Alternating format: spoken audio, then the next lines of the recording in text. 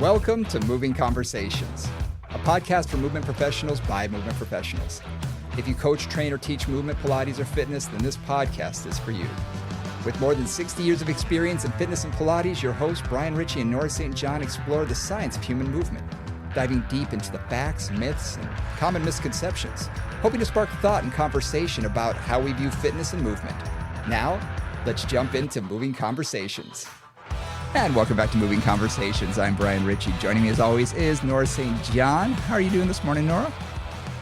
Very well, Brian, and yourself? I'm doing good. Yeah, you gave me a lot to think about in expanding my knowledge of fascia last week. I know we did just tips of the trees last week where we sort of covered some of the basics of fascia. And 99% I knew. There are a couple things that I was like, oh, I hadn't thought of it from that point of view. So I'm really looking into diving a little bit deeper today, getting a little bit more into, more of the fascial slings and thoracolumbar fascia, especially because you and I have both lectured on the topic and I find it fascinating. To me, that is really where, in fitness, I find our focus seems to be in force transmission. So I wanted to dive into that and talk anything else that you were interested in to, go into with fascia. You ready? Awesome. I'm ready. Awesome. Let's get going. All right. First let's break down the anatomy because that's always sort of the best way to do it. So explain to me what thoracolumbar fascia is, where it lies, what does it do, how many layers, et cetera, et cetera. Okay. When I talk about this, just to full disclosure here, there are some very detailed, specific understandings of thoracolumbar fascia that are used in the scientific community to explain the anatomy and how force transmission works through it and that kind of thing. I'm going to use some of that, but I'm going to, as I often do with the slings, I'm going to expand some of what I see as the connections into the thoracolumbar fascia, simply to think about it as a movement system, not just as an anatomical system. Okay, just that's my caveat or my full disclosure. So the thoracolumbar fascia, if you've ever seen the picture of a skinless body from the back, you'll see a silver triangle that goes along the sacrum, like it's kind of like a V, a deep V on the sacrum, and then comes up and attaches onto the spine. And you'll see that lovely little like silver triangle typically. That's the outer surface of the thoracolumbar fascia. That is only the outer surface of the thoracolumbar fascia. So let's dive into that, okay? Now so on the outs, That's interesting because back in pre-med, when I was at the University of Hawaii, we covered all of this, and all that was called was aponeurosa. All that was considered aponeurosa coming down from latissimus dorsi into the lower back. That's all that was ever mentioned about this. So they ignored completely what this was. So that aponeurosa really is just that outermost surface. Right, and that is, if you think about the aponeurosis or the kind of the semi-tendon, if you will, of the lat. Coming down from the lat, the muscle tissue goes into that aponeurosis. That aponeurosis connects onto the spinous processes and down into the sacrum. Got it. Kind of getting that picture? Yep. Okay. So that is the superficial layer. Now, a couple things I want to bring up. I want to bring up some names, guys. For those of you who have studied anatomy or looked into fascia a bit, there's a man named Grakovetsky who talks a lot about the thoracolumbar fascia and how it connects and how it informs movement and function. There's also a man named Andrei Vleeming, who works with Diane Lee and talks a lot about the interaction of the thoracolumbar fascia and its role in lumbopelvic stability. All right, so just throwing those names out there, they will come up as we go. So that's our superficial layer, is the aponeurosis of the latissimus dorsi. Now, if you go in just one layer deep to that, you will find, let's start from the center of the spine out, you'll find the erector spinae. Right, if you remember any of your anatomy, you've got your spinalis, your iliocostalis, your longissimus, all of which come down along either the spinous processes, the transverse processes, or the ribs, and they make three chains or bands of muscle that come down the sides of the spine, connecting all the vertebrae together. And then towards the bottom, at various places, depending on what scheme you're looking at, they become fascia, right? The muscle tissue doesn't really go for many of them all the way down to the sacrum. Instead, there's this fascial connection that goes down onto the sacrum, yeah, and into the low lumbar vertebra. So you've got the outer layers, the aponeurosis of the lat. Deep to that is this fascia that is connecting all of the erector spinae. Okay. Then if we go out from there, so that's like those are encased in that's fascia that's encased in fascia. If you go out from there, you have this whole fascial coating around those erector spinae. And at the kind of the corner of that, if you will, you have a fascial connection into the transverse abdominis and also, to some extent, into the internal oblique. Okay, so that creates a whole ring of tension. So the fascia from the transverse abdominis and the internal oblique goes all the way around with the muscles, and then they're coated with fascia, as all muscles are. They connect through into the linea alba in the front of the body. Mm-hmm. So you create basically a ring of tension, or a ring of fiber and a ring of muscle that can create tone in the abdominals. That's basically what happens when you pull your abdominals in. All that stuff is toning up. Got it. Okay. And that clear? Any questions? So that wrapping around creates sort of that. It creates a cylinder, basically. Yes. Yep. But I noticed that, and we've talked about this before, it does not encase the external oblique, though. Correct. Okay, so the external oblique is completely separate from that portion of the unit. It does the transverse abdominis, internal oblique, as well as the rectus abdominis in the anterior section. Does that? That's sure. That would make sense. In general. Yeah, I mean, it's in general, yes, absolutely, because it's going to go. Remember, the transverse abdominis, it comes around to the edge of the rectus abdominis, and then its fascial sheath goes behind the rectus abdominis, mm-hmm. right, to connect to the linea alba. The internal oblique, right, follows those same lines, different fiber angle, but that same basic area of the body. But its fiber, its fascia, when it comes to the rectus abdominis, creates a sandwich. So some goes behind the rectus abdominis, some goes in front of the rectus abdominis. Okay. All right. So the internal oblique actually, like its fibers, its aponeurosis literally sandwich the rectus abdominis. Okay. That makes sense. Makes sense. So it creates that cylinder anterior to posterior. But the thoracolumbar fascia, as we mentioned earlier with the latissimus dorsi, it also goes superior, inferior, and also at angles. Right. So I'm going to expand this just a bit. So we've got our superficial layer is our lat, right? Our lat aponeurosis.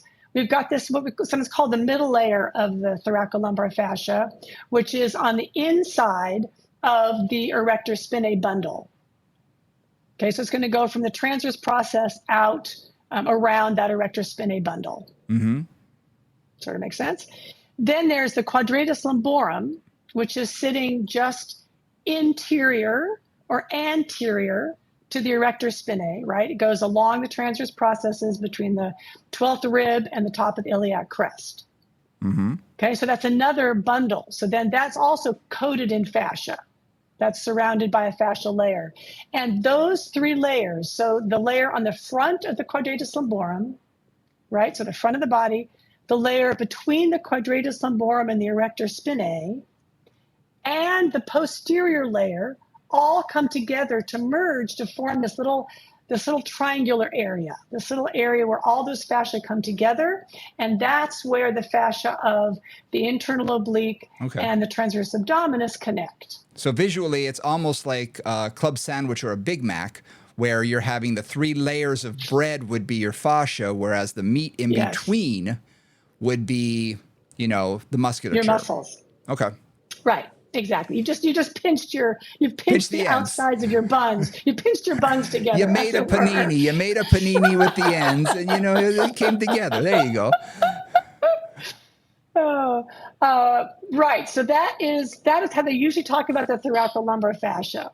And so, guys, take a moment if you can. I know that was a lot to just throw at you.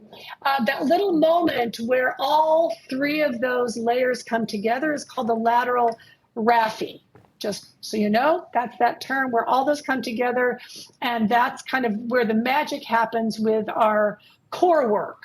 So it's that engagement of the transverse abdominis, sometimes the internal oblique. There's a lot of, I was thinking about those as having different actions, but they're so close together. They have to work together in some ways, right? So that tensioning is what tensions the entire fascial structure around the lumbar fascia, around the whole lumbar vertebra. And that helps to create axial elongation and decompression of the lumbar spine and stabilize the lumbar spine in movement. You said So something that's kind very of how we think about the inner unit. Yeah, you said something very interesting about the internal oblique working with the transverse abdominis.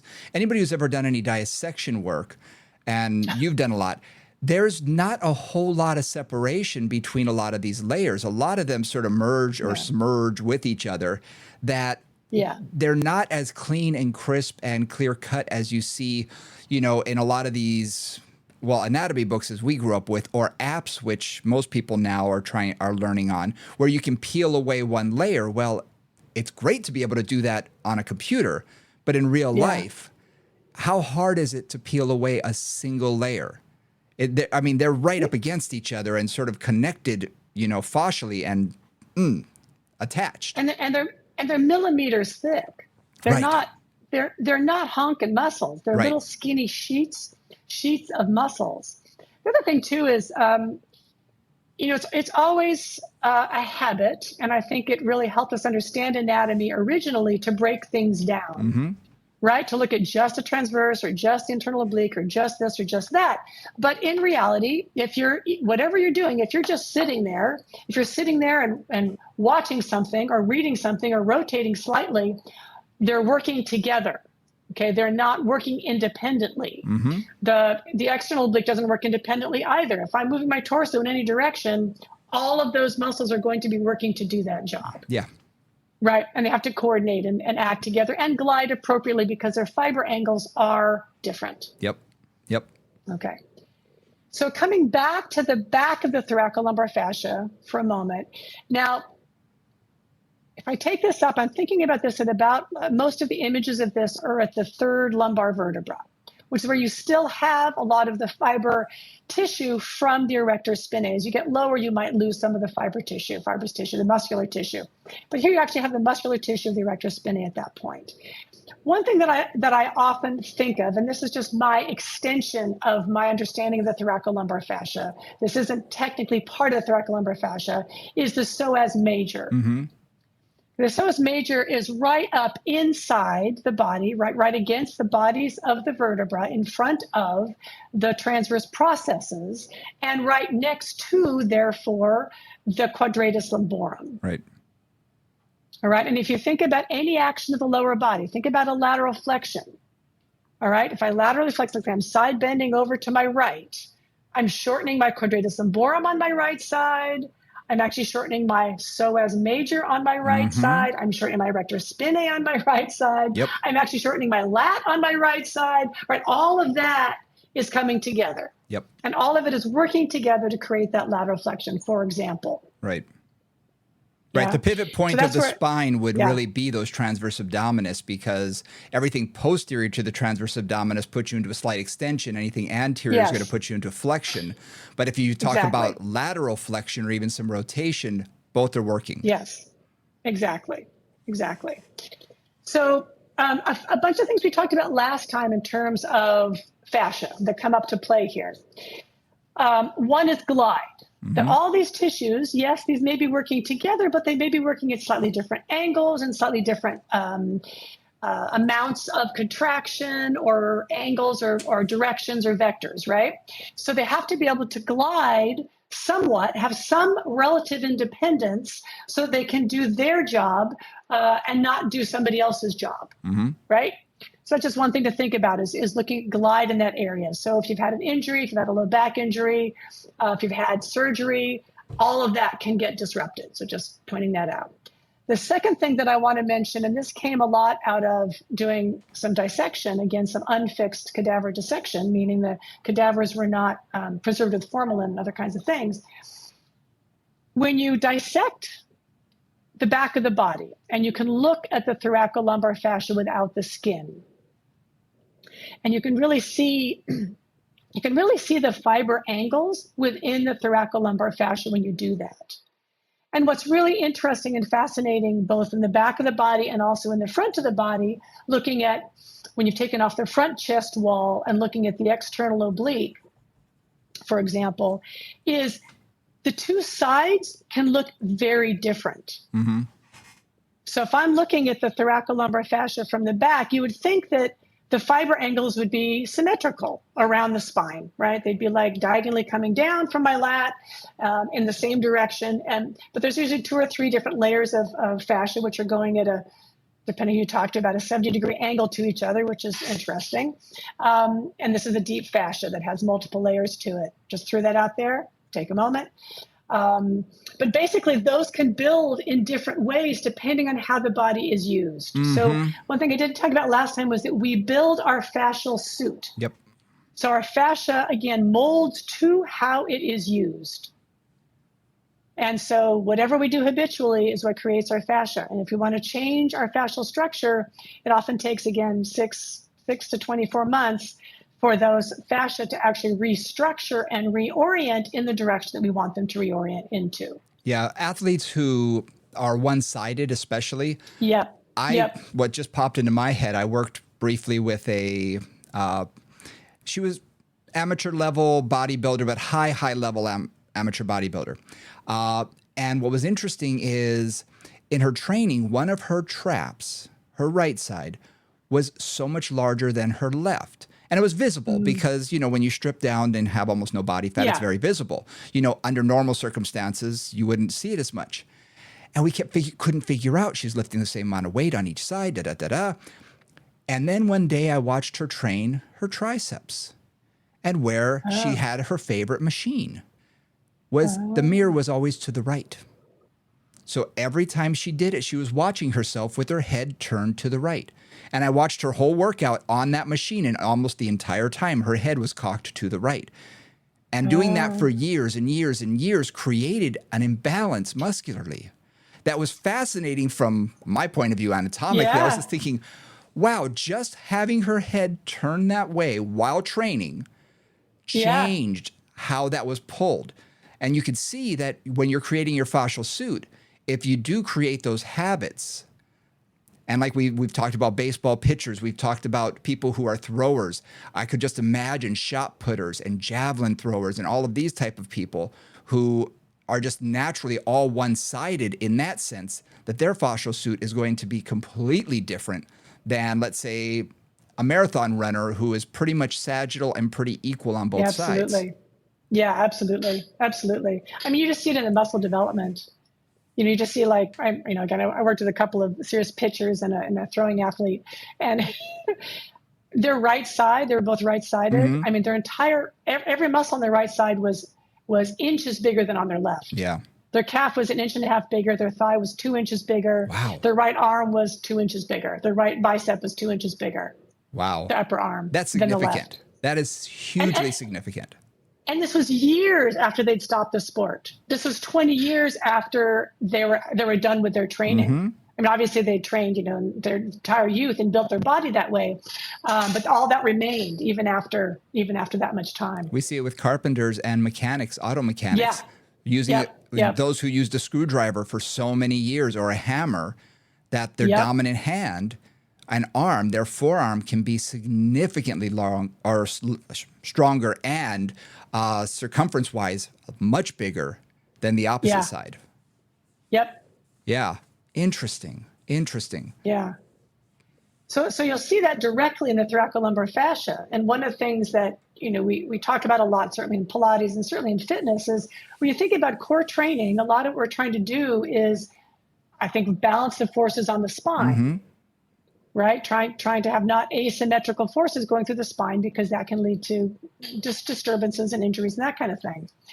But boy, when you see the fascia and you see the asymmetries of it, you realize that is a challenging thing to actually do. Mm-hmm. That we're just not symmetrical movers for the most part, even if you do symmetrical activities and you're not a very one-handed athlete. We are still generally generally asymmetrical, have rotational patterns and other kinds of things that just live in our system and live in our fascial system. Yeah, even if you're not athletic, you can see it we see it all the time in muscular imbalances with clients. Yeah. I can tell someone what side they carry their purse on, or they've carried a backpack on, or how they sit at their desk, where their computer monitor is. And it's almost like Karnak, I'm delving in, and they're like, how'd you know? It's like, well, you can kind of see your body's rotated significantly to the left, and your head is turned to the left almost all the time. You can see those, those muscular imbalances created with almost no resistance. We're not talking about just habit, just habitual. No, you're talking low. You're talking just habit. Yep. Habit and practice. As one of my teachers, Eric Franklin, always says, habit doesn't, or practice doesn't make perfect. Practice makes permanent. Yeah. Right. Whatever we do is what our body learns to do. Mm-hmm. So, it's not that it necessarily makes it better. It could make it better, certainly, but it also just reinforces whatever that pattern is. Absolutely. So getting back to thoracolumbar fascia, I want to expand this a bit. And so we've talked through the back pretty much to the iliac crest and to the sacrum. Mm-hmm. But if you look at the back of that body, you'll see that diamond, where it goes along the iliac crest and along the edge of the sacrum, there's another fascia that connects right into there, which is the fascia that goes over the glutes, particularly gluteus maximus. And so you see that connection, that diagonal connection from the lat across the body to the opposite hip, mm-hmm. which is what you need for rotation, right? Yeah. That's a classic, like if you talk about walking, you talk about running, you talk about a normal human mobility factor, mobility exercise, movement, you're going to get that diagonal connection from the upper body down through the lower body. And one of the things that I always like to think about when I'm thinking about the thoracolumbar fascia is not just its action on the back, but where it connects the upper body to the middle of the body, to the hips, to the lower body. Because in movement, that's what we're always trying to do, is make that integration and make that coordination between the different body parts as smooth and optimum as possible, right? Mm-hmm. Smooth and fluid as possible. Interesting. In my research and things that I was focused in on, working with various companies and consulting with creation of exercises and things, was to do things in a standing fashion, to load the core while standing. And everything that was coming up really shows that your core is tied into your feet so much through this thoracolumbar fascia, because anything that I did in a standing position, pushing forward, pulling, had to come from my feet. My power was really generated through the ground force. If I wanted to have any power at all, had to come through my feet, through my hips, up through my torso, and transfer up to my upper body before I could even do my pressing, my pulling, my twisting with my upper extremity. Force transfer. Exactly. Right? We've talked about it a bit in various different ways.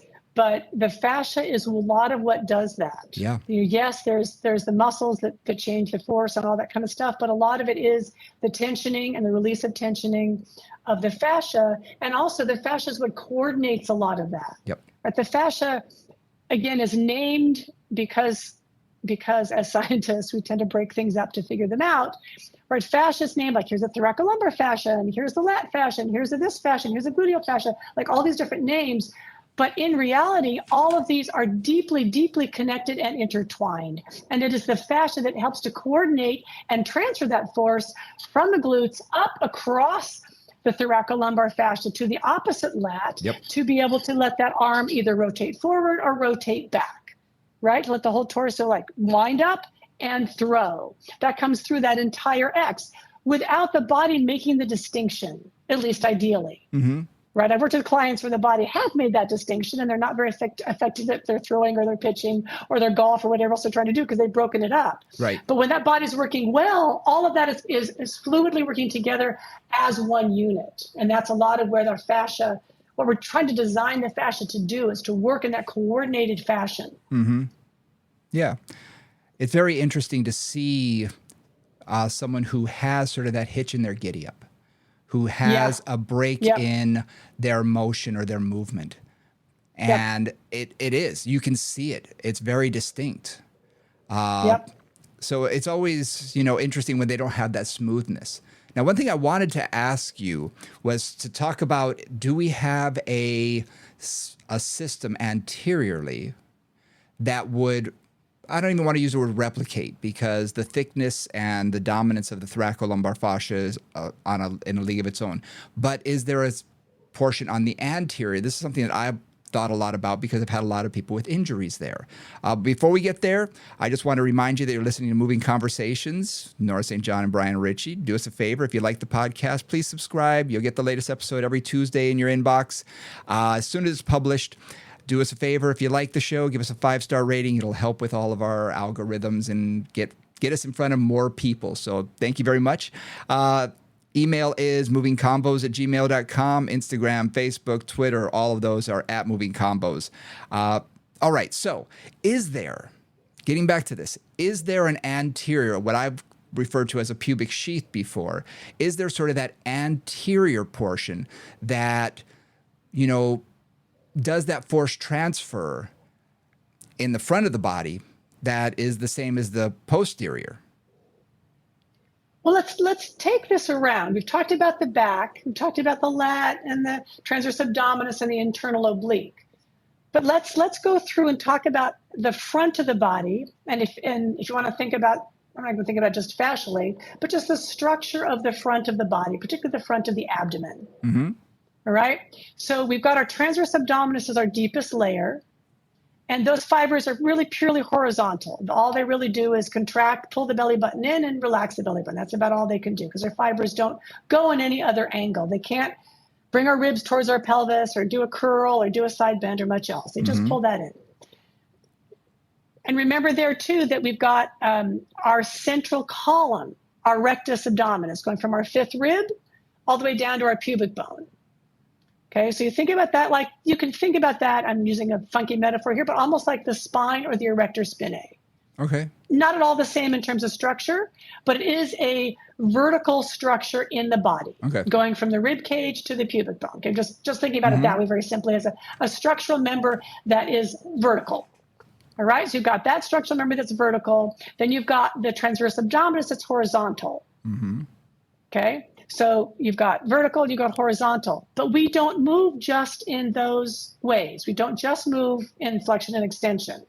So we also need to have other layers that can help us to move in all the many ways that our torso needs to move for ordinary functional movement, which is primarily rotation. Yeah.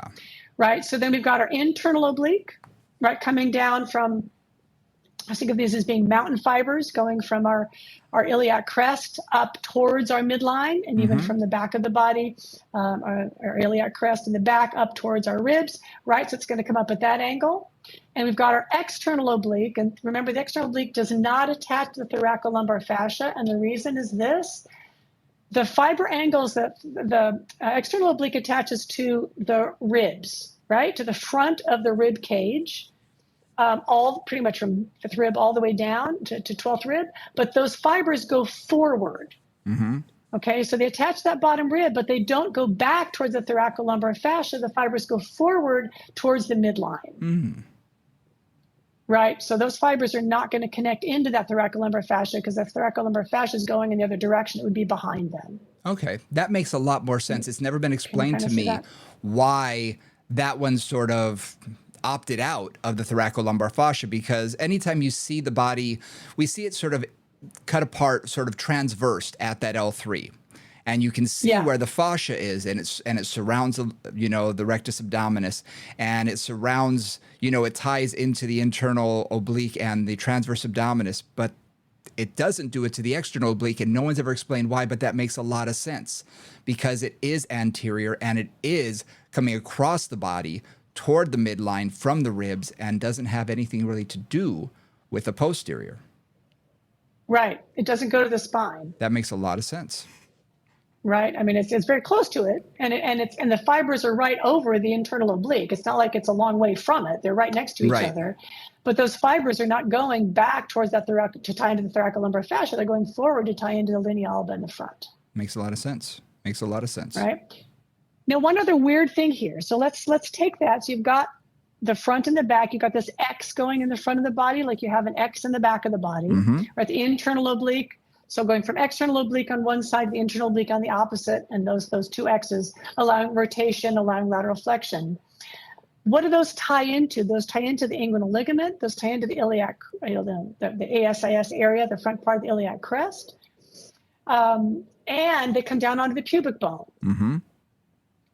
So the pubic bone is very close to the inside of our pelvic floor, right? Absolutely. And our adductors, which are along both the top of the pubic bone, right? The superior pubic ramus, and then also the inferior pubic ramus, right? Those are areas where that sheath of the rectus comes down, attaches onto there, and connects fascially to both the pelvic floor on the inside of the pubic bone and into the adductors on the outside of the pubic bone. So when you were talking before about the lat coming across the posterior section and tying into the glute, this is doing the exact opposite, going from the external oblique across the linea alba to the internal oblique, but then all the way down into the adductor on the opposite side.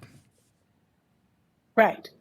So you have an X on the back and you have an X on the front, and those work in harmony, ideally, to create a rotation, or in a very simple way, to create walking. Right? A lot of our rotational patterns as humans were created because we walk. That's how we move through space. Many other creatures do not use rotation the same way when they walk. Right. Think about a dog or a cat. They're not rotating their torso to walk so much. Right? They're moving their limbs in flexion and extension more as they're walking motion. Think about a lizard, it's using lateral flexion. Right? Or a snake, right? They use lateral flexion to motivate. Humans stood up and decided rotation was the way to go. And apparently it is pretty efficient, actually. Right? So that's where we need that. Yeah, and if you look at primates, unless they stand perfectly upright, they never go into hyperextension with their hip. They're usually stuck in a flexed position. They rarely go into hyperextension there unilaterally. You see gorillas and things like that. If they are, coming at you fast, they're still going to be almost bilaterally extending into slight hyperextension, or they're still going to be only going into a neutral state. They're not going to go posterior to the body the way we do. With their hips. Right, with their hips. Yeah. And they also don't, they don't really walk like us. No, and they don't swing their arms, sort of to counterbalance that hip going into hyperextension either. So they don't have that rotation. They're stuck in that forward flexed posture. And if you look at a dog, you look at a cat, they never do it either. They don't go into hyperextension in the hips. No, I'm sorry. You've got me stuck on primates now. I spend a lot of time watching primates move because it fascinates me because they are so close to what we do. So they can sometimes walk a bit like humans, but still in that flexed posture. But I'm thinking about brachiation and going through trees and how they climb, and they really do use every possible plane. Sure, to do absolutely. That. No, absolutely. The monkeys especially are doing a lot more rotation in that sense. Yes, yeah. And they're closing different chains, right? Exactly. Because they're like holding onto one arm and swinging to the other arm and swinging to the other arm. So it's just a very different way of doing rotational movements. But again, humans just took a different path. We stood all the way upright and changed everything. And stayed on the ground. And stayed on the ground, that's right. And stopped using our hands in quite the same way. Exactly. We use it for a lot of other things, but we don't climb through trees so much. Yeah, exactly. Yeah. Exactly. So that connection, right? That connection of the front and the back from the upper body, because, remember the external oblique, this is my own version of connecting things, guys. This is not anybody else talks about too much. But the external oblique interdigitates with the serratus anterior. I wanted to get into that. Which connects to the scapula.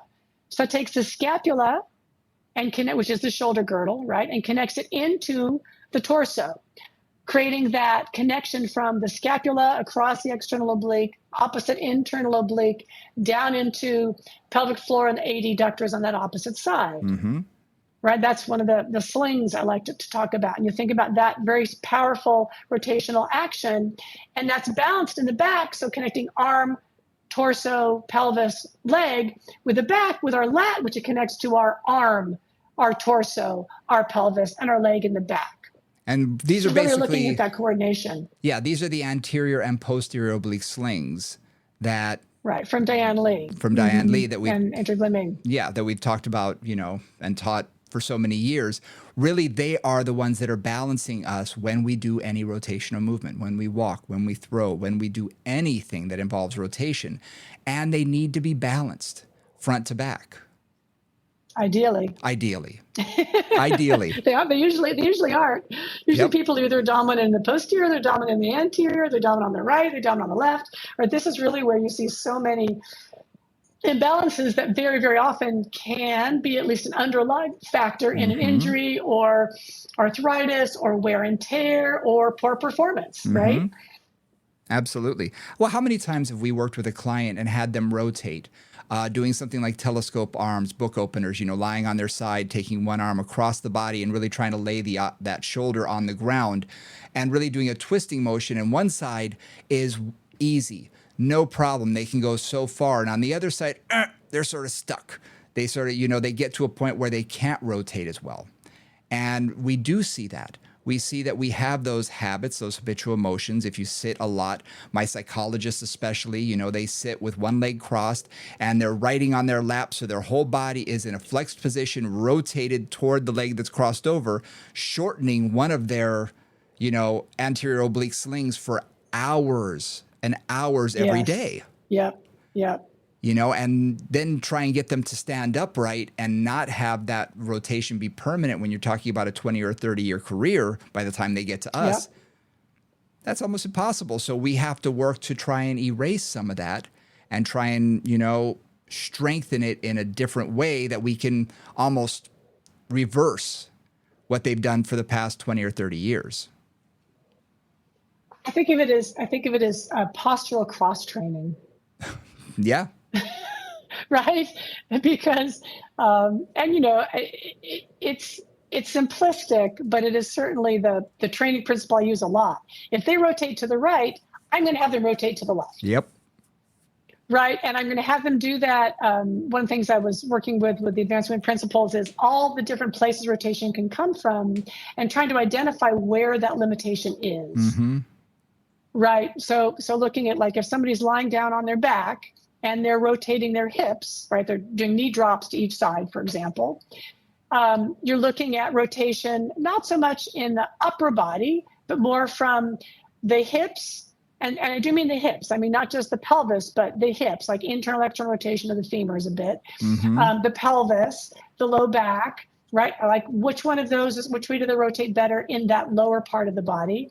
Sometimes somebody will, I'm getting a little specific here, but sometimes somebody will knee drop to the right. Okay, knee dropping to the right, and my left leg will not stay in contact with my right leg. Right. Okay, because that's a little bit tighter in terms of that rotational pattern, that hip basically on that top side.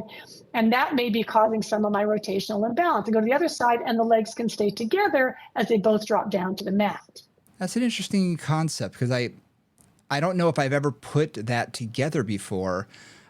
Internal and external rotation. Now, obviously, external rotation of the hips makes sense. The glutes do that. Piriformis does that. So that would make sense. But as much with internal rotation, would internal rotation be more of the anterior oblique sling then, whereas the opposite is the posterior oblique sling? Yeah. Okay. It makes sense now that I'm thinking about it, but it's nothing that I put two and two together before in that way. But that makes a lot of sense because almost every person I know lacks hip internal rotation. That seems to be a sticking point for a lot of people. Unless they train it specifically, it's usually a challenge, especially for my men. My golfers and things like that, they really lack that hip internal rotation. It's something we have to work on. But I had never put it in the same, thought process as that crossing over of the anterior oblique sling. Interesting. Thinking of limitations, I wanted to bring something else up. We briefly talked about this last week, and that's healing, scarring, surgeries. Right. When I first started learning about fascia, and this is 15 years ago, 20 years ago, or something like that. I was told that anybody who's had anything like a liposuction, or especially cosmetic surgery anterior on the body, or liposculpture was really big for a while, where they literally scraped away almost all of the fat and just sewed you back up. And they said that will cause a huge, huge disruption within the anterior oblique sling. And possibly the posterior oblique sling, because of how everything wraps around into the transverse abdominis. I've had a number of abdominal surgeries in my life, so I've got, scars that are about an inch or so. I've got 9 of them. And so, I know that I've got these pieces of scarring that are sort of there, that are just, going to be. And I have noticed them limiting my ranges of motion and things from just looking from within. But I'm curious if people who have had, C-sections, especially, and whatnot, how that's going to affect that anterior oblique sling, and how that's going to affect the whole fascial system. And can that be reversed so that they can get normal movement back, or normal timing back of that fascial system? So, I know I throw a lot at you. I'm sorry, I threw a lot at you with one question. No, there's a lot there, and there's actually a lot of really good work that can be done there. So any abdominal surgery, whether it's, now I'm going to talk to a couple different things. There are many ways that they do C-sections, right? Sometimes they'll just go straight through the linea alba, right? And they'll just kind of just open that up. Sometimes they'll actually, in the old days, used to cut right on top of the pubic bone, sort of the bikini line cut, which basically cuts through all the rectus abdominis. Still do that one. Connected there, right? If you've got something like an appendix scar, right, on one side, or a gallbladder scar on one side. Now, a couple things. They have generally decreased the size of those incisions with microsurgeries and laparoscopies and that kind of thing. So that has helped some, right? You don't have these giant C-sections you still do, because you got to get the baby's head out, and it's not a small thing to get out of there. It's a big scar. It's got a big old scar. So, so several things. One, scarring is a fascial remodeling, right? Fundamentally. So you cut something, and basically what happens is the body goes, there's a breach in the fabric, right? There's a hole in my body. And the body's entire desire is to close that hole up as soon as possible. And it does that by going to the area. A whole bunch of immune cells go into there, and they throw a whole bunch of collagen and other fascial tissues in that area to try to close it up, right? And I always think of that as like felt. And if you know what felt is a fiber that is very chaotic, right? It's not like a shirt where you've got fibers going in this direction and fibers going in this direction. Instead, fibers going in every direction. Right. And that's really how any kind of wound, whether it's a tiny little cut on your hand or it's an incision in your abdomen, is healed by all this fibers going in there and just trying to close that space up, close that gap up any way they can. So what that says to me, and what I know from reading about it a lot, is that means that you have fibers in an area that are not necessarily moving in the direction of force. Okay, so you've got fiber angles, right? Let's say originally, those fibers, let's say I'm talking the top of the pubic bone, that cut, those fibers would be going pretty much vertically between the fascia of the rectus abdominis and the pubic bone, pretty much straight up and down. And they'd be in an organized way to allow flexion and extension and whatever other mobility is necessary, but primarily flexion and extension at that point, right? So instead, now you have these fibers that are going to, instead of lining up in the direction of pull, they're not lining up. They're just a big chaotic mess.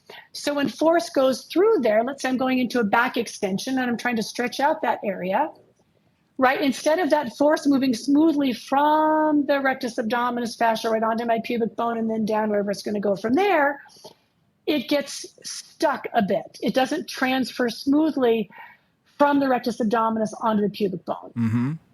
Makes sense, right? And so a lot of times what happens with scarring like that is two things. One, you get a discontinuity in the movement between those two areas. It's like it breaks the communication pattern of the fascia from one point to the next. Mm-hmm. It's like the relay racer dropped the baton. So it just means those movements get discoordinated, Mm-hmm. right? And you'll see that a lot in people, especially who have fairly major. I've worked with a few clients with cancer and things that had pretty major abdominal scarring, and it was like you could see that their pattern was just not coordinated in rotation, inflection, and extension. Just like had a very jerky quality to it because that force was not transferring smoothly and that coordination wasn't happening from one fascial structure to the next. Would we see this same issue? I've got a number of clients, male clients especially, but a couple of female clients who have had hernia surgeries where they don't go in and just sew it up. They're now putting a metal plate, almost a mesh there. Yeah.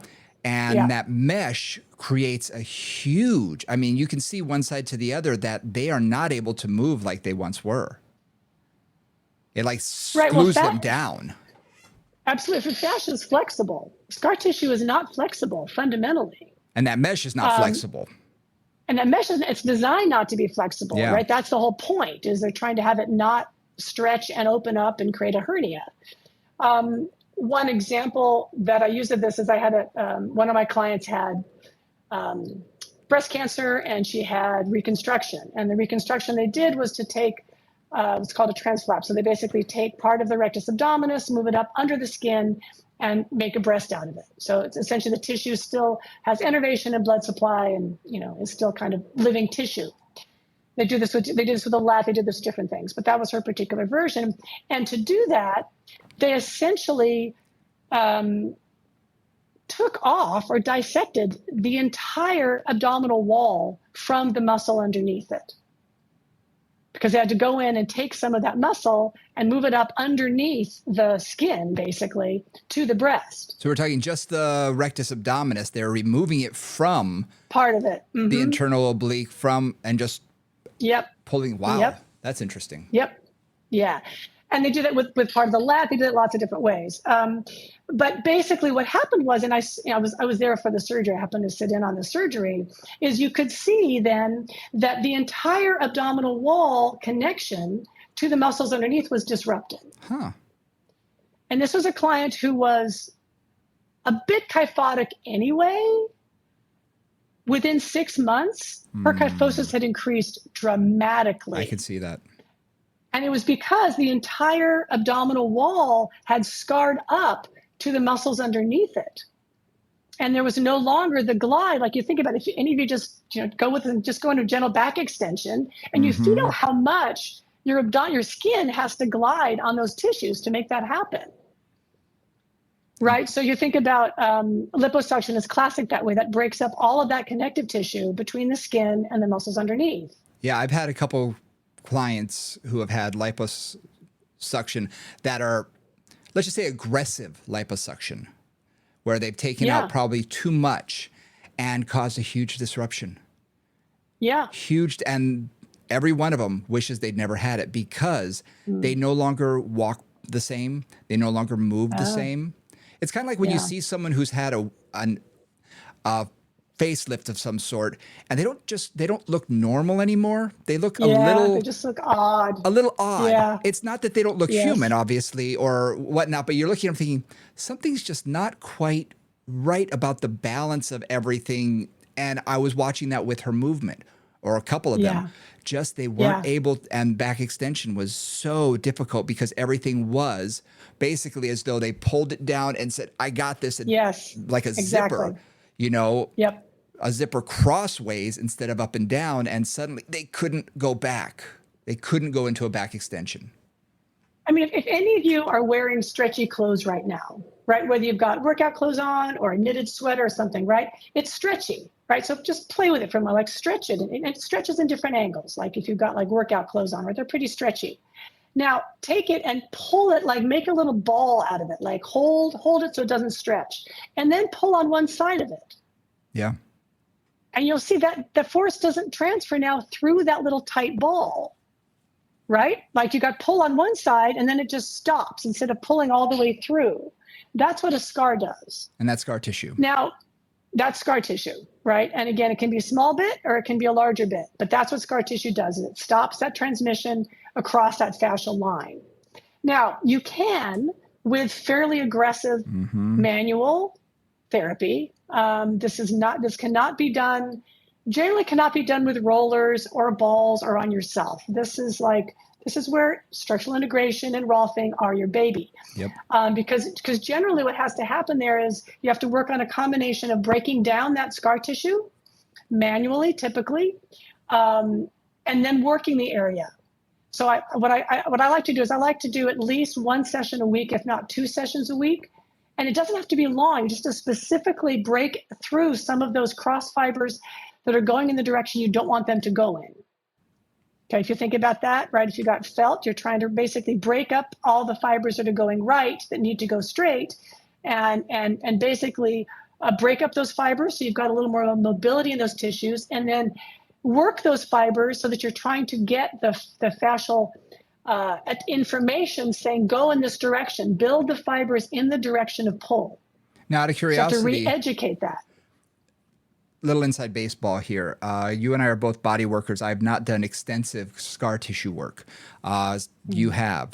Can you literally feel where those lines of pull are at the time so you can disrupt only one direction but not the others? Absolutely. Okay. Interesting. Yeah. And, to some extent, yes, you absolutely can. Some of it is just like if I'm doing scar work, trying to describe this, I can usually show this, but I'm trying to describe this. So, for example, I have a little scar on the back of my hand that was a cut, like a cut straight across my wrist. Okay, so a little cut straight across the wrist that happened a long time ago. And as that was healing, I would take the skin and I would roll the skin. Okay, so I'd pick the skin up off the tissues underneath it. And in the initial phases of healing, now, scar tissue, they say, takes roughly 18 months to fully complete its process. So there's a lot of opportunity in that initial phase to change things. But you've got to take advantage of that initial phase, in my experience. So in that case, like you take 6 to 8 weeks to allow those tissues to knit, because you don't want to be breaking up the tissues that they need to knit. Then you basically the person who's doing the massage will do it in the direction that they want the fibers to work in. So they'll cross fiber against it, trying to break up the tissues that they don't want to have. So they'll do like a little cross fiber on there, and then they will work the tissues in the direction that they want the fibers to grow in. And they'll also, I find that movement is the best way to get the fibers going in the proper direction. So then it's using exercises that stimulate the fibers to grow in that appropriate direction. Now, there are a few areas in the body after surgery, and I'm thinking Achilles tendon rupture, for instance, or a patella tendon rupture, where you want scar tissue. You want to have that really thickened in order for protection. So there are a few areas where you'd want that, but in general, like in the abdominal region after, a C-section or something like that, or after breast surgery or something of that nature, where some aggressive body work would actually be warranted. Right. So there it's like making sure that the healing is done to the point where the tissues have integrity, right? You don't want to be tearing open an incision. That's never a good idea. But once that incision is closed, fully closed, and that, for me, I've done that at like the 6 to 8 week mark. I'll start doing some massage in that area. I did that with some hamstring tears and some Achilles issues, because I don't want those cross fibers to get embedded, and they'll grow fast and aggressively. So I'll typically say, do a couple sessions a week for the first, let's say, go 6 to 8 weeks, let it get knitted, then take another 6 weeks, go twice a week just to try to work through some of that. And both movement and manual therapy together are really the thing that I found has been really helpful on that. Nice. Very cool. Well, I think that this is a good place for us to pause. And the reason I say that is next time we're going to dive into training the fascial system. So we're going to talk a little bit more about the different, slings that we spoke on today and how we want to load them. Do a little bit of a repeat on a few things like elastic recoil and whatnot, which we talked about last episode. So bringing those things in and basically what we can do as fitness professionals to enhance our fascial system, to train it in the proper way, and maybe reverse some of those, ineffective and problematic for some muscular imbalances. Oh boy. And guys, just to remind you, this is all being researched as we speak. Yes. So we're going to talk about a bunch of stuff. We're going to give you a bunch of ideas, and know that all of them are still undergoing a lot of work to really identify the details of how we can really best train fascia. I remember when we were at the fascia conference, how someone brought up a brand new study that totally refuted books that were written on fascial fitness. And one of the authors was sitting there who introduced this gentleman and stood up and said, well, I guess you could throw my book away, huh? And it was a very light, humorous moment. And then he reiterated later and said, look, we're still learning. And it's not that what we knew before is suddenly thrown out. It might have to be modified. And there's a lot more research to be done. So again, with that caveat, we're going to be talking about what we do know as of today. And 5 years down the road from now, things may be different. Absolutely. Thanks, Brian. All right. Thank you so much. Thank you guys for joining us on Moving Conversations. Hopefully this whole thoughts of fascia are going to, give you a little bit of a, what do we call it? The mind bomb, thought bomb. Yes, thought bomb. Thought bomb that you can think about this week. And then hopefully next week we'll tie everything together in a nice little pretty package so you'll know what to do with this. Again, if you want to drop us a line, please do. Movingconvos@gmail.com. And until next time, keep moving, guys. Thanks, guys.